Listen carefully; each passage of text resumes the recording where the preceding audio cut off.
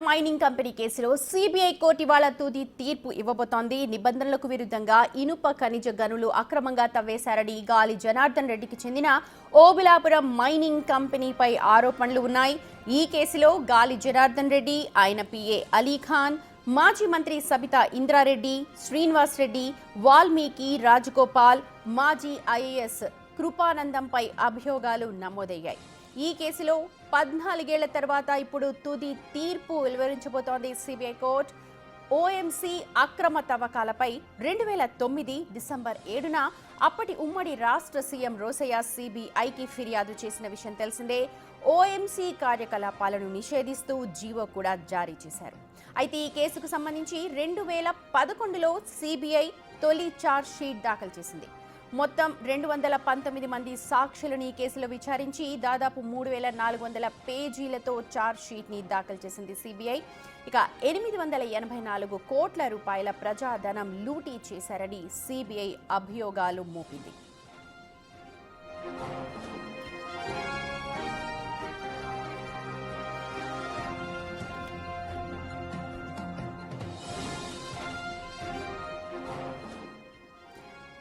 Right 2009లో గాలి Janardhan Reddy case వ్యవహారం 2 తెలుగు రాష్ట్రాల్లో పెను సంచలనాన్ని సృష్టించిన విషయం తెలిసిందే. అప్పట్లో ఖనిజ సంపదని ఎలా లూటీ చేశారు, ఎలాగా డబ్బులు సంపాదించుకున్నారు, దానికి సంబంధించి మొత్తం అప్పటి ఉమ్మడి రాష్ట్ర సీఎం రోసయ్య దీనికి సంబంధించి కేసు ఫైల్ చేస్తున్నారు. ఆ తర్వాత దర్యాప్తు ముమ్మరం చేశారు. 2011లో తొలి ఛార్జ్ షీట్ దాఖలు చేసింది సిబిఐ. అక్రమంగా ఎలా ఖనిజ సంపదను దోచుకెళ్లారో, వ్యక్తిగతంగా డబ్బులు ఎలా సంపాదించారు అన్న దానిపైన దేశవ్యాప్తంగా ఒక పెద్ద చర్చగా మారింది. గాలి జనార్దన్ రెడ్డి ఓఎంసీ ఓబులాపురం మైనింగ్ కంపెనీకి సంబంధించి పెను సంచలనంగా మారింది. అయితే దశల వారీగా కేసు విచారణ చేపట్టారు. ప్రతి ఒక్కరిని కూడా అందులో విచారణ చేశారు. దాదాపు 3000కు సంబంధించిన పేజీలను ఛార్జ్షీట్లో దాఖలు చేసింది సిబిఐ. ఈరోజు 14 ఏళ్ల తర్వాత తుది తీర్పు వెలువరించనుంది.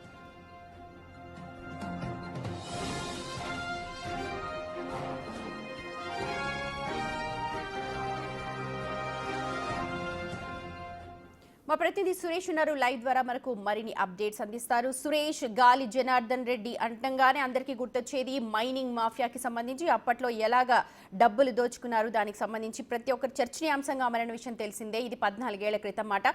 ఇవాళ తుది తీర్పు వెలువరించబోతున్నారన్నారు. ఒకసారి మొత్తం క్లియర్గా అప్పటి నుంచి దాఖలైన సిచ్యువేషన్స్, ఇప్పుడు దీనికి సంబంధించి మొత్తం ఒకసారి చెప్పండి.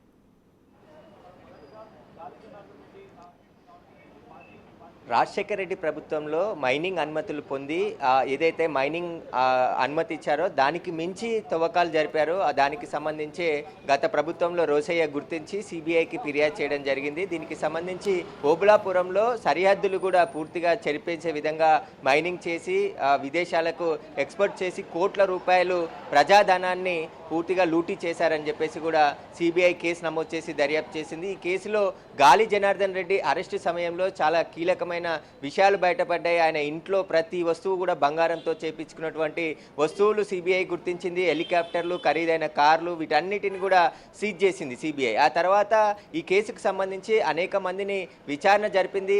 ఈ కేసులో సాక్షులను దాదాపు 200కు పైగా సాక్షులను విచారించి కోర్టుకు సబ్మిట్ చేయడం జరిగింది. అదేవిధంగా 3400 పేజీల ఛార్జ్షీట్ దాఖలు చేయడం జరిగింది. ఒక్కొక్కరుగా ఈ కేసులో ఉన్నట్టు వారు అందరూ కూడా ఈ సిబిఐ కోర్టుకి వస్తున్నారు. కొద్దిసేపటి క్రితమే గాలి జనార్దన్ రెడ్డి కూడా ఈ కోర్టుకు రావడం సిబిఐ కోర్టుకు చేరుకున్నారు. అదేవిధంగా సబితా ఇంద్రారెడ్డి కూడా కొద్దిసేపటి క్రితమే వచ్చింది. ఆమె కొడుకు కూడా ఆమె వెంబడి రావడం జరిగింది. ఈ కేసులో ఎవరైతే నిందితులుగా ఉన్నారో వారు ఒక్కొక్కరుగా కోర్టు వస్తున్నారు. ఎందుకంటే కోర్టు తీర్పు నేపథ్యంలో ఎలాంటి తీర్పు వస్తుందని అందరిలో ఆసక్తి నెలకొంది. ఎందుకంటే 14 సంవత్సరాల పాటు ఈ కేసుకు సంబంధించి సుదీర్ఘంగా విచారణ జరిగింది. ఈ కేసులో 884 కోట్ల రూపాయల ప్రజాధనాన్ని లూటీ చేశారని చెప్పేసి కూడా సిబిఐ ఛార్జ్షీట్లో పేర్కొంది. అయితే గాలి జనార్దన్ రెడ్డితో పాటు కొంతమంది ఐఏఎస్ అధికారులు కూడా ఈ కేసులో ముద్దాయిలుగా జైలుకు వెళ్ళడం జరిగింది. శ్రీలక్ష్మిని ఈ కేసు నుండి డిశ్చార్జ్ చేసింది సిబిఐ కోర్టు. ఆ తర్వాత సుప్రీంకోర్టు ఈ కేసుని త్వరగా విచారించి మే లోపలే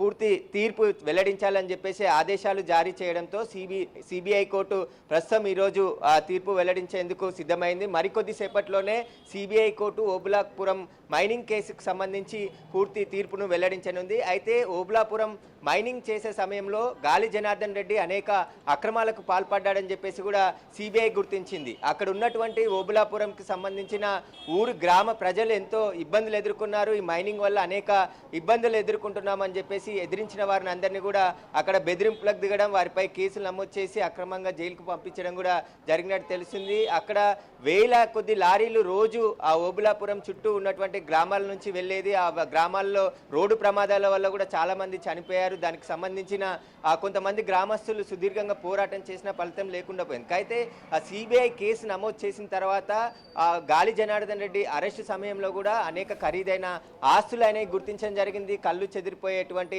ఆస్తులు మైనింగ్ ద్వారా సంపాదించాడు గాలి జనార్దన్ రెడ్డి అని చెప్పేసి కూడా సిబిఐ గుర్తించింది. అయితే ఆ ఓబులాపురంలో అనుమతులు ఏదైతే గనుల శాఖ నుంచి తీసుకున్నటువంటి అనుమతులకు మించి ఆయన మైనింగ్ చేసి మొత్తం సరిహద్దులే మార్చే విధంగా మొత్తం మైనింగ్ని తవ్వేసి విదేశాలకు ఎక్స్పోర్ట్ చేసి పెద్ద ఎత్తున వేల కోట్లు సంపాదించాడని చెప్పేసి కూడా సిబిఐ ఇప్పటికే గుర్తించడం జరిగింది. ఆ తర్వాత గాలి జనార్దన్ రెడ్డి అరెస్ట్ చేసి చెంచల్గూడ జైల్లో పెట్టారు. ఆ తర్వాత అతను బెయిల్ పై బయటికి రావడం జరిగింది.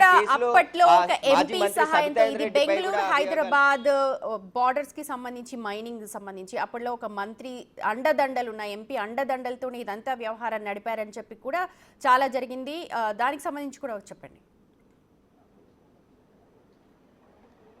మాజీ మంత్రి సబితాయన్ రెడ్డి, ఎందుకంటే అప్పుడు గనుల శాఖ మంత్రిగా ఆమె పనిచేసింది రాజశేఖర రెడ్డి క్యాబినెట్లో.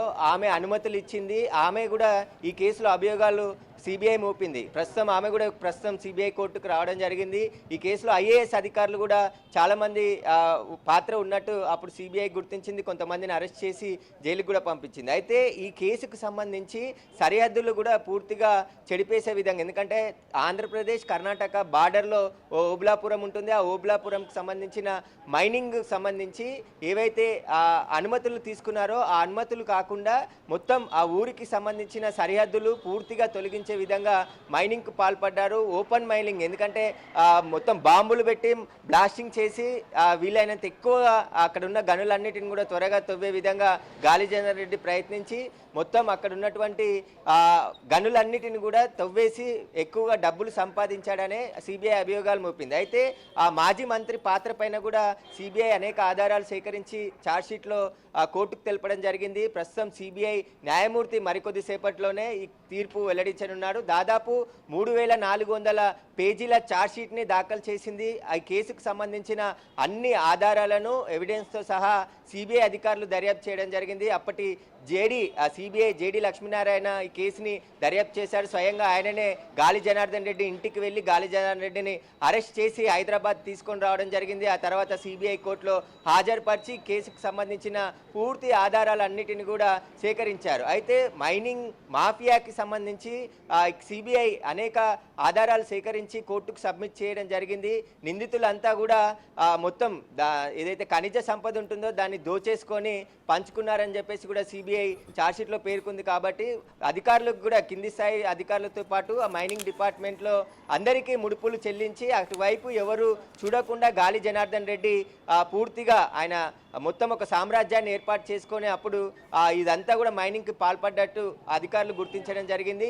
ఖరీదైన హెలికాప్టర్లు కూడా గాలి జనార్దన్ రెడ్డి వాడాడు. హెలికాప్టర్లతో పాటు ఖరీదైన కార్లు, ఆయన ఇంట్లో బాత్రూమ్లు కూడా బంగారంతో చేయించుకున్నటువంటి విజువల్స్, ఫోటోలు అన్నిటిని కూడా సిబిఐ గుర్తించడం జరిగింది. తాను కూర్చునే కుర్చీ ప్రతి ఒక్కటి బంగారం, ప్లేటు, చాలా విలువైన బంగారంతో పాటు ఆస్తులు అన్నీ కూడా సిబిఐ గుర్తించడం జరిగింది. ఇదంతా కూడా మైనింగ్ ద్వారానే గాలి జనార్దన్ రెడ్డి సంపాదించాడని చెప్పేసి కూడా సిబిఐ గుర్తించడం జరిగింది. ఆ సేకరించిన ఆధారాలన్నిటిని కూడా సిబిఐ కోర్టుకి ఛార్జ్షీట్ రూపంలో తెలియజేసింది. కాబట్టి ఇప్పుడు సిబిఐ కోర్టు ఎలాంటి తీర్పు ఇస్తుంది అనేది కూడా ఉత్కంఠంగా ఎందుకుంది. ఎందుకంటే ఈ కేసులో ఉన్న నిందితులందరూ కూడా కోర్టుకు వస్తున్నారు. ఒకవేళ సిబిఐ కోర్టు శిక్ష విధిస్తే ఒకవేళ ఎలాంటి తీర్పు వస్తుంది అనేది కూడా ఉత్కంఠగా మారింది. 14 సంవత్సరాల పాటు ఈ కేసుని విచారించింది. ఇక సుప్రీంకోర్టు లేట్ చేయొద్దు, ఖచ్చితంగా ఈ కేసులో తీర్పు వెల్లడించాలని చెప్పేసి ఆదేశాలు ఇచ్చింది. మేలోపే ఈ కేసుకు సంబంధించి తుది తీర్పు వెల్లడించాలని చెప్పేసి సుప్రీంకోర్టు కూడా ఆదేశాలు జారీ చేయడం జరిగింది. ఆ ఆదేశాలకు అనుగుణంగానే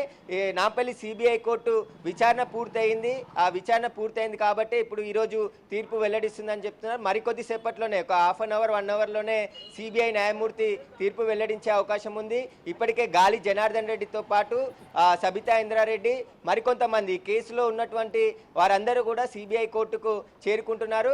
ఆ కోర్టు ఎలాంటి తీర్పు ఇస్తుంది అనేది మరికొద్ది సేపట్లోనే తెలిసే అవకాశం ఉంది. అయితే నాంపల్లి సిబిఐ కోర్టు దగ్గర భారీ బందోబస్తును కూడా ఏర్పాటు చేయడం జరిగింది. పోలీసులు ఇక్కడ ఎవరిని కూడా అంటే కేసుకు సంబంధించి లాయర్లు తప్ప వేరే వాళ్ళని లోపలికి అనుమతించట్లేదు.